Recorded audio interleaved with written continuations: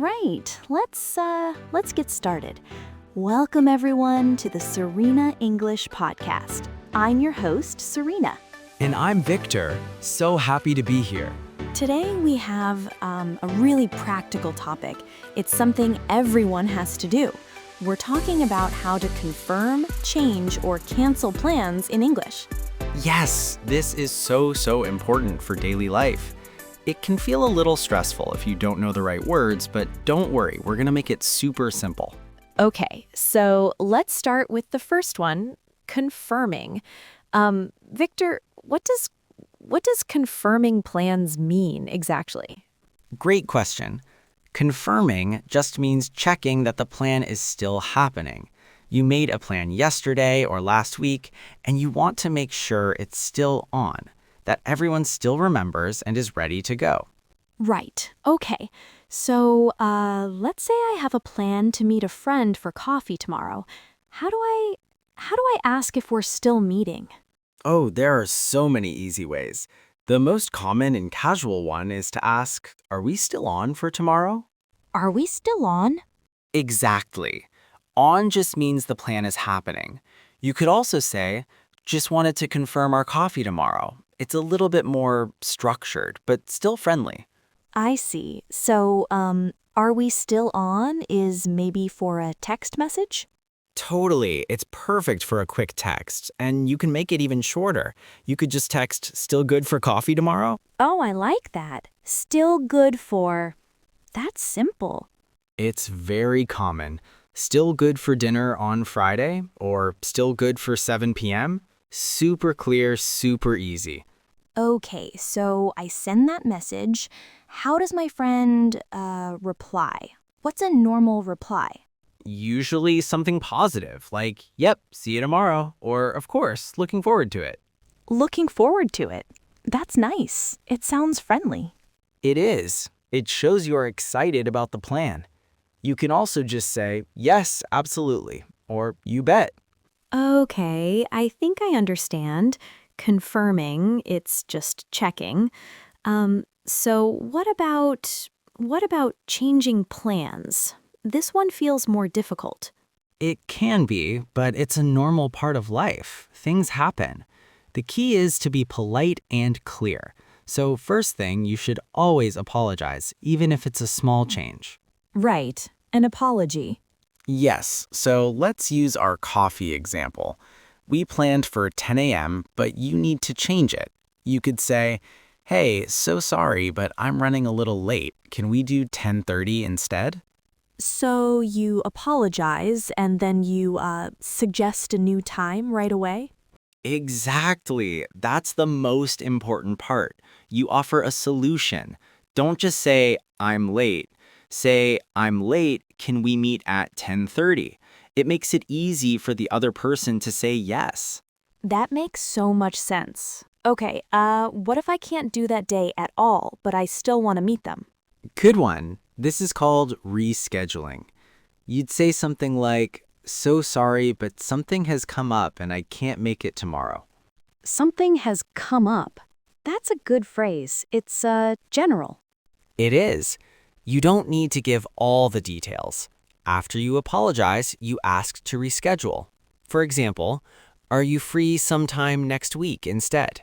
Are you free sometime next week? Or you could ask, would you be able to reschedule? That's a really polite way to ask, and it shows you still want to see them, which is really important.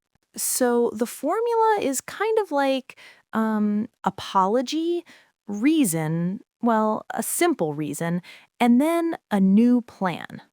You got it. That's the perfect recipe for changing plans without any problems. Apologize, explain briefly, and propose a solution. Okay, now for the hardest one, the one I think everyone dislikes doing. Let me guess, canceling? Yes, canceling. How do you do it politely? I always feel so bad. It's a tough one, but sometimes necessary. The number one rule of canceling is do it as early as possible. As soon as you know you can't go, you tell the person. Don't wait until the last minute. That's fair. It's about respecting their time. Absolutely. So, just like changing plans, you start with a sincere apology, but maybe a little stronger. You could say, I'm so incredibly sorry, but I'm going to have to cancel our dinner tonight. Going to have to cancel. It sounds serious. It shows that you don't want to, but you must. Another good one is, I'm really sorry, but I don't think I can make it after all. The phrase make it is a very common and formal way to say attend or go to an event. Can't make it? I've heard that. So, do I need to give a reason? Is it rude if I don't? That's the tricky part. For friends, it's usually nice to give a small reason. It doesn't have to be specific. I'm not feeling well is a very common one. Or a family thing came up. Right. So you don't have to say, my cousin's cat is having a birthday party. No, definitely not. Just keep it simple. Something came up works for canceling too. And then, and this is the second most important rule after canceling early, you should say you want to reschedule. Oh, even when you're canceling? Especially when you're canceling. It shows the person that you still care about them and want to spend time with them. It softens the bad news of canceling. So the full message could be, hey, I'm so sorry, I have to cancel tonight. I'm not feeling well. I'd love to reschedule very soon. Wow. Okay. That actually sounds really good. It's polite, it's clear, and it shows you still want to be friends. That's the goal. Communication is all about respect, and these phrases show you respect the other person's time and feelings.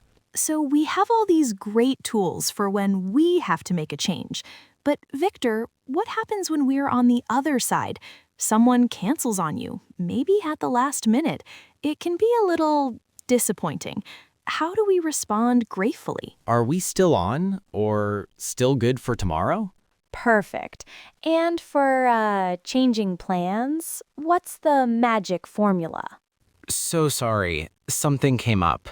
Can we do next week instead? Got it. And finally, for canceling, what are the two big important rules? Rule 1, tell them as early as possible. Rule 2, always offer to reschedule to show you still care. This has been, so helpful, Victor. I feel much more confident now. My pleasure. And for everyone listening, just remember that people understand. Life is busy. Plans change. As long as you are polite and clear, it's totally okay. Just practice these phrases and you'll be great. Amazing advice. Well, that's all the time we have for today. Thank you all so much for listening to the Serena English podcast. And don't miss next episode. Victor and I are going to talk about how to ask for directions in English and how to understand the answer. See you next time. See you next time.